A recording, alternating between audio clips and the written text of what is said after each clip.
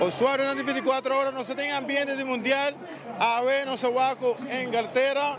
Argentina tú juega bastante tough. Ahora que Argentina está poniendo 1-0, pero ni un gente está confiado. Para sobrelanzar, Argentina está bom de remontar agora bota bem back de juega. Bom, quedado pendiente, la gana suave, es opinión de todos están presentes. Va a ganar Argentina 3-1. I think England's going to win today. 2-0, 2-0. Yes. 2-0 Argentina. I think England's got it today. England's got it. They'll probably hold off 1-0. 1-0? Hard D. They're going to give that hard D to them. Argentina!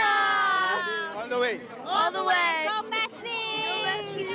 It's a tough game. I mean, England's looking really good right now, but, you know, we saw Argentina come back 2-0, so you can't count Argentina out. 2. 2. 2-0 para Argentina. Sí. 2-0. 2-0. ¿Seguro? Seguro. ¿En los 90 o va? No, en los 90. ¡Qué espectacular! Vengo de Argentina, de Mendoza. ¡Vamos, Argentina, miércoles, vamos! Más adelante 24 horas por apoyar a Argentina. ¡Vamos, carajo! ¡Vamos! ¡Estamos los ¡Vamos! ¡Vamos! ¡La pelota siempre bien!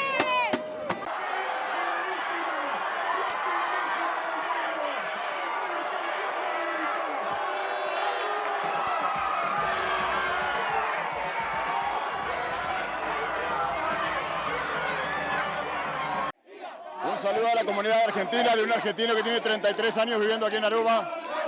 Estaba un sentimiento hopi duci de compartir con mi paisano de una como nace. Esta un juega hopi difícil, nos espera 6 y nos va para final ahora aquí.